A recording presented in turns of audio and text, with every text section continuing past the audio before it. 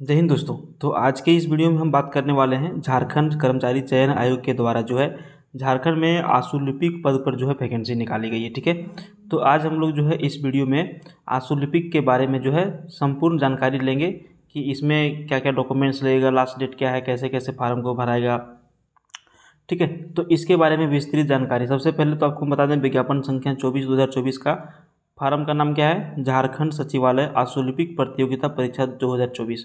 Short में आपको किस नाम से मिलेगा, इसका वेबसाइट पे तो मिलेगा JSSCE 2024 के नाम से मिलेगा। ठीक है, तो सबसे पहले फ्रेंड्स आपको बता दें कि ये फार्म आपका जो है ऑनलाइन भराएगा।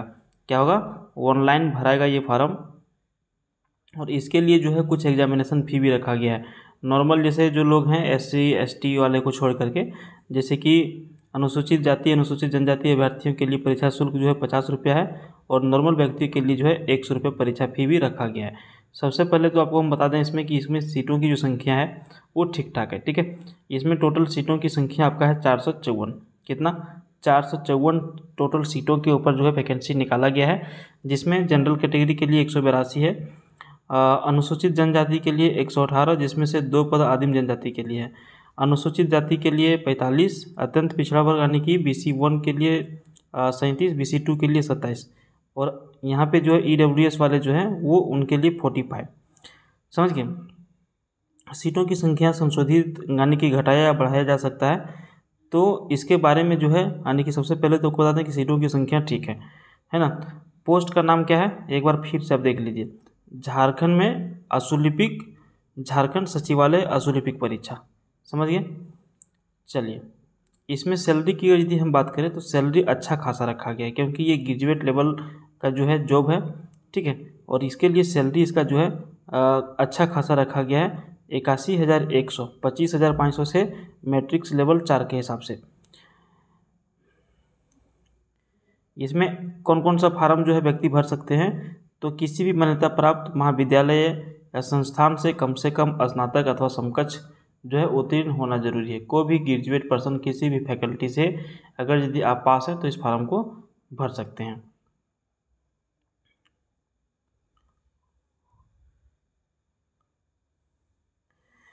इस फार्म को कितने वर्ष तक के आयु वाले लोग भर सकेंगे, तो सबसे पहले यहाँ पर आप देख लीजिए 6 नंबर पॉइंट में, 6 नंबर पॉइंट बता रहा है कि आयु सीमा उक्त पदों के संदर्भ में उम्र की गणना निम्नलिखित संदर्भ तिथियों के आधार पर की जाएगी। ठीक है, तो न्यूनतम उम्र सीमा की गणना की जाएगी 1/8/24 के हिसाब से, और अधिकतम भी जो है 1/8/24 के हिसाब से की जाएगी। कम से कम उम्र पर कितना होना चाहिए किसी भी व्यक्ति को इस फार्म को भरने के लिए 21, और अधिकतम किस किस कैटेगरी के लिए कितना रखा गया है, तो यहाँ पे कोई व्यक्ति अगर यदि अनारक्षित या फिर EWS वाले आते हैं तो उनके लिए अधिकतम 35, BC1 BC2 के लिए 37 रखा गया है, महिला किसी भी कैटेगरी के हैं तो उनके लिए 38 वर्ष रखा गया है। तो इतना उम्र तक के लोग आप लोग भर सकते हैं। अनुसूचित जाति अनुसूचित जनजाति पुरुष महिला दोनों के लिए 40 वर्ष रखा गया है। ठीक है, इसमें फ्रेंड्स जो भी व्यक्ति आरक्षण के दायरे में आएंगे उनके लिए जो है जाति प्रमाण पत्र का होना ज़रूरी है। ठीक है, और रेसिडेंस प्रूफ भी होना ज़रूरी है। उसके बाद यहाँ पर हम लोग चलिए देखते हैं कि इस फार्म को जो है कैसे कैसे भर सकते हैं। ठीक है, तो ऑनलाइन आवेदन भरने के लिए महत्वपूर्ण कुछ दिशा निर्देश दिए गए हैं।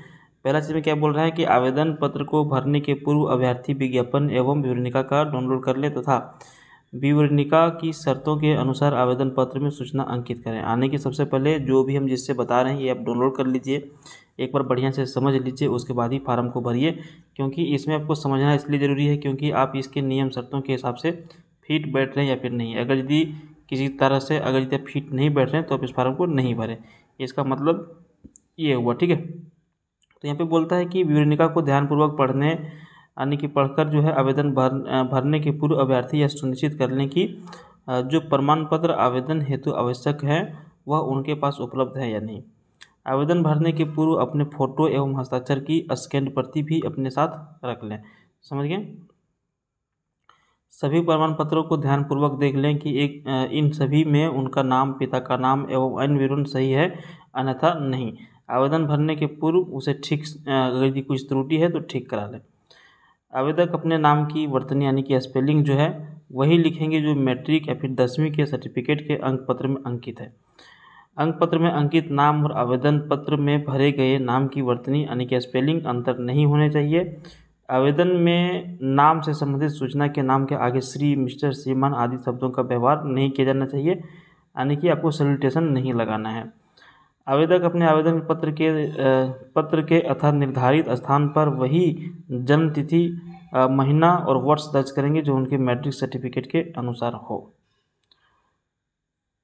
ऑनलाइन आवेदन पत्र को भरना एवं समर्पित करना। तो ऑनलाइन आवेदन पत्र को भरने के लिए दिए गए दिशा निर्देश यहाँ पर कुछ है। तो सबसे पहले अगर यदि कोई व्यक्ति अपने से इस फॉर्म को भरना चाहते हैं तो उनके लिए वेबसाइट दिया गया है www.jssc.nic.in पर जाएं और वहाँ पर ऑनलाइन एप्लीकेशन फॉर JSSCE 2024 पर क्लिक करें, तत्पश्चात अपना पंजीकरण करें, रजिस्ट्रेशन करें। तो यहाँ पर जो है पूरी तरह से डिटेल में समझाया गया है। अगर यदि आप भी अपने मोबाइल से या फिर लैपटॉप से, पर्सनल लैपटॉप से, कंप्यूटर से भरना चाहते हैं तो यहाँ पे विशेष तरह से जो है सारी चीज़ें दी गई हैं, ठीक है। और यहाँ पर सबसे बड़ी बात आता है कि इस फार्म को भरने के लिए आपका जो है डेट क्या रखा गया है। तो इस फार्म को भरने के लिए जो है रजिस्ट्रेशन करने, परीक्षा शुल्क भुगतान करने एवं फोटो एवं हस्ताक्षर अपलोड कर आवेदन पत्र का प्रिंट आउट लेने हैं तो दिनांक 6/9/2024 यानी कि 6 सितंबर 2024 से लेकर के 5/10/2024 तक जो आप इस फार्म को भर सकते हैं, समझिए। तो ये इसका अंतिम तिथि है। अगर यदि कोई भी वैसे व्यक्ति जो ग्रेजुएशन पास है तो इस फार्म को आप जरूर भरिए, क्योंकि JSSC CGL का जो फॉर्म निकलता है वो बहुत कम ही निकलता है, क्योंकि एक तो JSSC CGL का जो है सचिवालय वाला बहुत सालों से, लगभग 10 सालों से चलते आ रहा है और आज तक क्लियर नहीं हो पाया। उम्मीद है कि उसको अगर यदि छोड़ दिया जाए तो अभी के वर्तमान में जो कुछ फार्म जो निकल रहे हैं, कुछ वैकेंसियाँ जो आ रही है, इनको क्लियर किया जाए। और बाकी राजनीति में क्या होगा नहीं होगा ये ना आपको पता है ना हम लोगों को पता है, लेकिन फार्म को यदि आप भरे रहेंगे तो आपके लिए ये बेटर रहेगा, ठीक है। ये परीक्षा का स्वरूप वगैरह दिया गया है कि परीक्षा कैसे होगा, ठीक है। तो पहला चरण में इसका जो है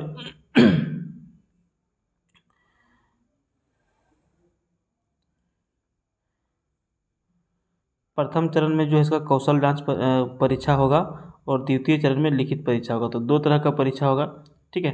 तो ये सारा चीज़ आपको जो है एक दूसरा वीडियो में हम बता देंगे। सबसे पहले आप जो है फार्म भरने के बारे में सोचिए। तो इस वीडियो में इतना ही, मिलते हैं फिर किसी दूसरे वीडियो में, तब तक के लिए बाय। जय हिंद, जय भारत।